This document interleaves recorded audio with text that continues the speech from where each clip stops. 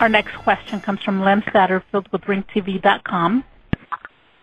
Hey guys, how are you? Good, thanks. Good and yourself? I'm doing well. Amir, my first couple questions are for you. I talked to you at Barclays Center, I guess in the fall, and you talked to me about way back when, and I remember before the Lamont Peterson fight, you were actually training with the intent to go up to 147 way back then.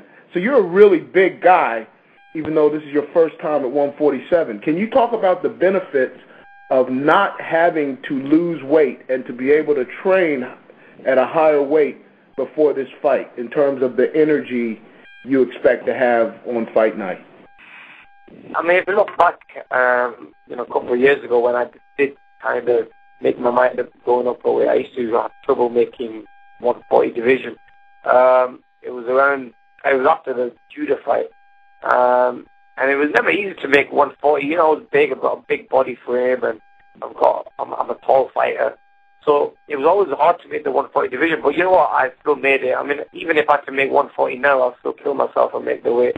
But it's not the right way of doing it. This is a tough sport when you go in the ring with the likes of these tough guys like the Collazos and the fighters that you're going to be facing. You have to be 100% ready. So I really believe, I'll be a better fighter at 147. I'll be stronger, and I'll keep a lot of my energy and strength and power in the shots. I mean, I see a huge difference in my fighting style and also when I spar. I mean, even though we wear head guards and we wear bigger gloves, but when we spar, I feel so much stronger. I spar with guys who are a lot heavier than me, and this is not my natural weight, and I do really well. But it's when you cut down and you kill yourself making weight, you cut down to about 140-pound division, it used to kind of make me really weak. I couldn't hold the energy, the power wasn't there, and I used to walk into the fight literally, very weak. And you can always tell how your body is, how your body's feeling. I mean, I'm a big 140 fighter.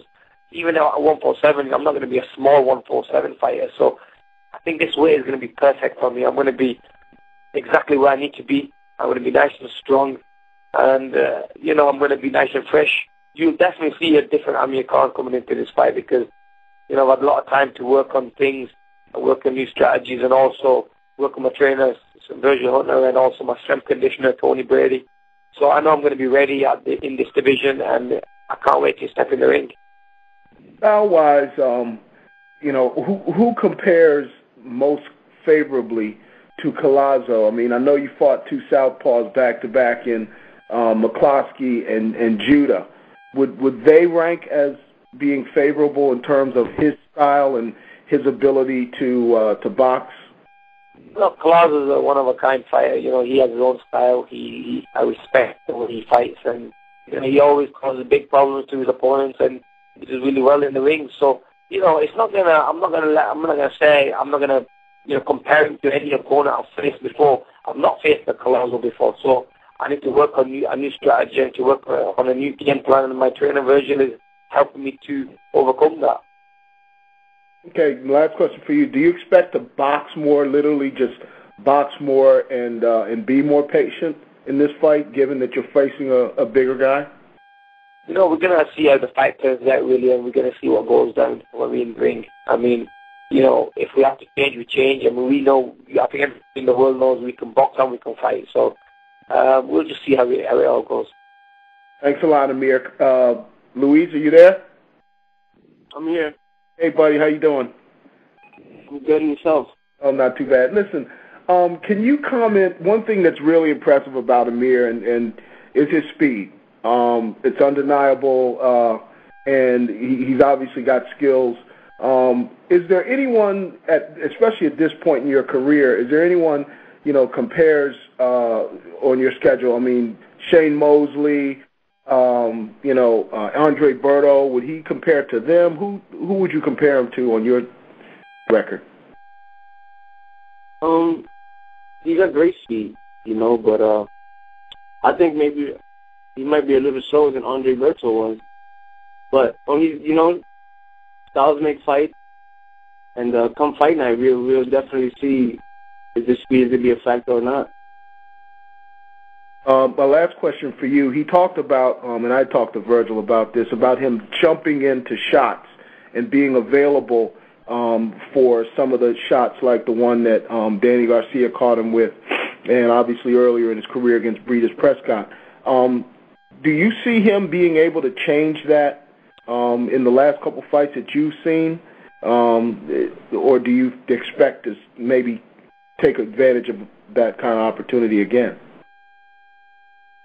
Oh, man, to be honest, I don't know. You know, he's his own fighter. And if he could fix that, hey, more power to him. But come fight night, I'm just going to try to capitalize on all his mistakes, you know. That's my main thing. And I'm just working my butt off and just working hard to give all the fight fans what they want, some excitement. Thanks a lot, guys, and good luck. Our next question comes from Gareth Davis with the Daily Telegraph. Amir, first of all, you know, you mentioned the other day in passing that you've learned a lot from the last 5 months, kind of mentally and physically, given what you've gone through and the disappointment. Can you just explain that a little more about, you know, how your mindset has changed over the period where you felt you were going to be, or thought you were going to be fighting Floyd Mayweather and you didn't in the end, and what you've gone through and how it's hardened you? Look, it has been tough mentally, but then, you know, we kind of turned that around and we worked it towards our advantage by working in the gym, spending time with Virgil and Tony, and coming to America early, having mini camps in between. So in the last 12 months, even though I'm not fun, I've been spending a lot of time in the gym. I've been sparring, I've been hitting the mitts, I've been working on, you know, different techniques and stuff. And I think sometimes it's good when you know, it's good it really worked for me. You know, not having an opponent on the back of my mind who I'm going to be fighting. At least that way then I'm not focusing on that one style. I can focus on different styles and different ways of improving my style. So I didn't have that pressure. But you know, overall, I mean, you know, there was little disappointments. But like I said, there's a mental thing. I got over that. You know, I'm a mentally strong fighter. I mean, I've proven that numerous times. I will come back from my defeats, which not many fighters would come back from. But yeah, you know, physically I think I'm a better fighter, and like I said, moving up to the next weight category is only going to make me a better fighter. And you know, we don't want to go in there and take easy fights. I mean, we want to fight the best out there, and it shows that Luis Collazo is one of the best out there by knocking out Victor Ortiz in his last fight and proving himself.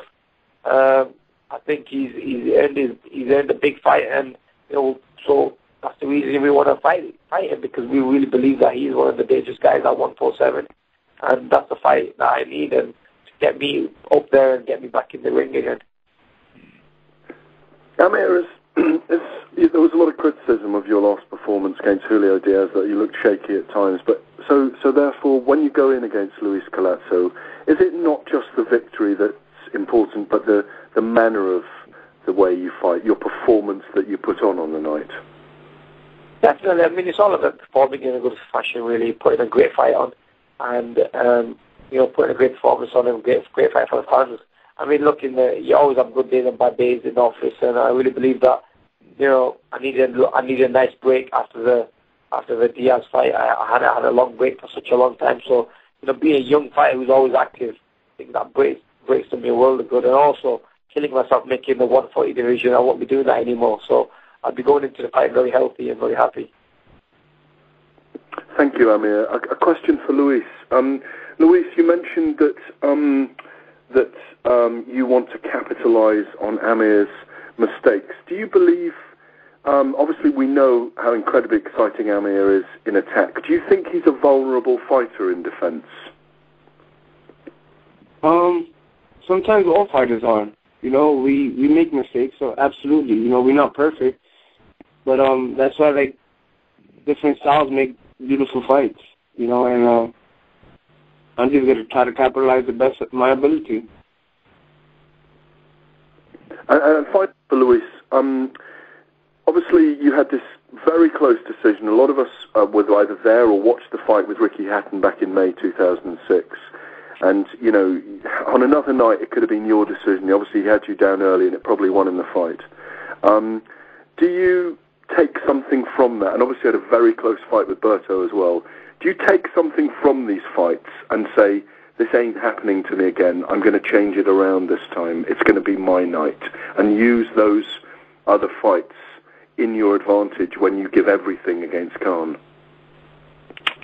Absolutely. You know, everybody learns from their mistakes. You just don't want to make them again. And but before I was on my time, right now I'm on God's time. And hey, like you said, May 2006, and now is May 2014.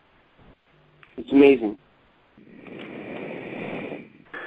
Final question from me. Thank you very much to the two fighters. Final question for Stephen Espinosa, if he's still there. I'm here.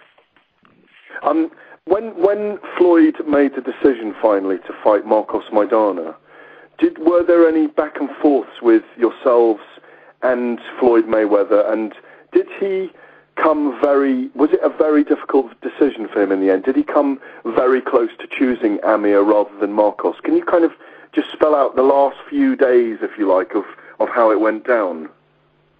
It was a tough decision, and I can see why, because, you know, from my perspective and from the Mayweather team's perspective, both Amir and Maidana have a lot of advantage, a lot of benefits in the matchup.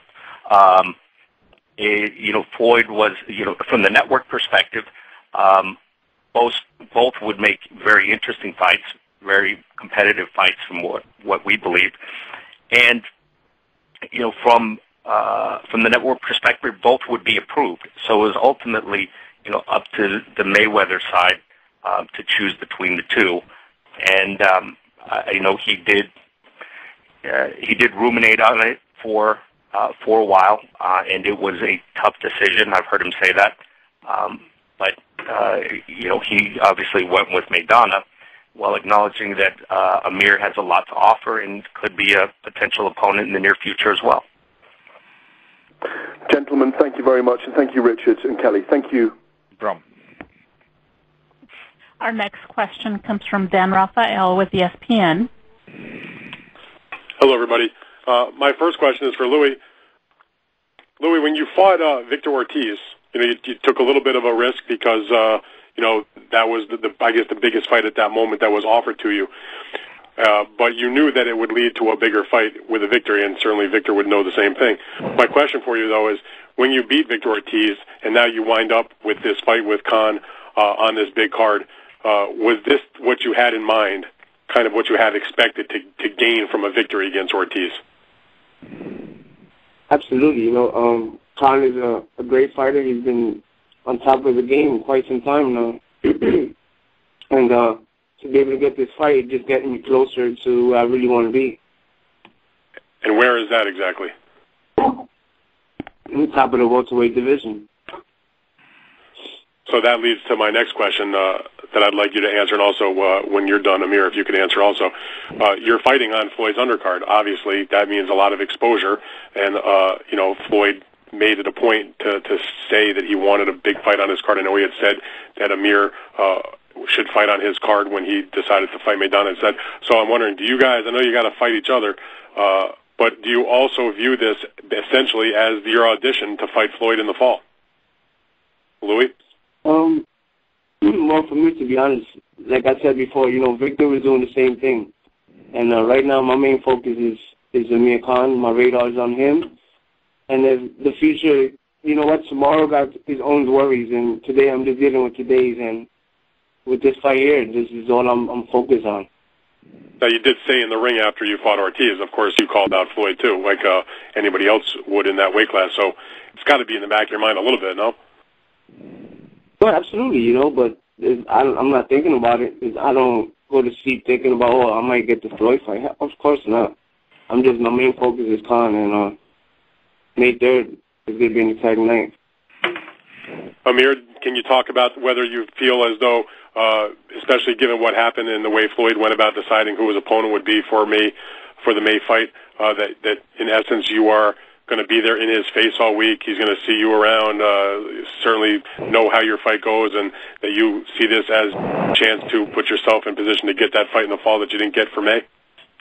Well, yeah, you know, first of all, I mean, the whole focus is going to be on Luis Collazo, and I'm not really going to get into all that, the hype about it happening in the future. I mean, if it happens, it happens. I'm just going to be focusing on one thing, and what I need to do is keep winning. And I know I will be in Floyd's eye, and even though it didn't happen last time, it's not going to affect me in any way. I'm just going to be focused for my next fight. Really, I know I'm up against a tough guy. And like I said it before as well, I really believe that this fight can steal the show on the night, because you've got two young, hungry fighters, who want to prove themselves. So, yeah. Well, when you look back then over the past year since your fight in, I guess it was April of last year, it's going to be quite a while since you fought. I guess 13 months. And I know, I guess you've had steady training camps and such, ever since then. Do you think that the layoff will hurt you at all, or do you feel like you'll be in just the same as you were when you were on a more regular schedule because you have, more or less stayed in the gym over the course of time? Or is there a chance that maybe you've been overtrained? Sometimes that happens to guys. I mean, time will tell. We're just going to see what happens. I mean, I really believe I'll be in a great state. I'll be in a great position, and I'll be the body and everything, and it'll be perfect. So I don't really see I'll be in any problems. I'm just going to be nice and fit and strong for the fight, and we'll be ready no matter what. So yeah, we'll be fine that way. I don't think I've overtrained in any way or done anything. We'll be very smart on the training side of everything. Even though taking a long break off, I don't think I'll have no ring rust or anything. We've been having some hard spars, and we've been working quite hard as well. So I'll be good. So when you look back then at the last year, do you have, or what kind of regrets, if any, do you have for not fighting over the last year, for maybe not taking that fight that was on the table against Alexander? Is there a regret? Yeah, the decision? It's one of the things. I think, look, God does things for a reason, and I really believe that mine needed that long break off, and that taking that time off sometimes makes you physically and mentally a better fighter. Like I said, time will tell. We'll exactly see, how much I've become a better fighter on the night of the fight. But I mean, it's not really affecting me. I mean, look, whatever happened in the past has happened, and I'm just going to be focusing on the next fight, really, and I'm not going to let anything get in between that. Okay, Amir, thank you very much. Louis, thank you. Appreciate your time, and look forward to this one. Thanks, guys. Thank you, Dan.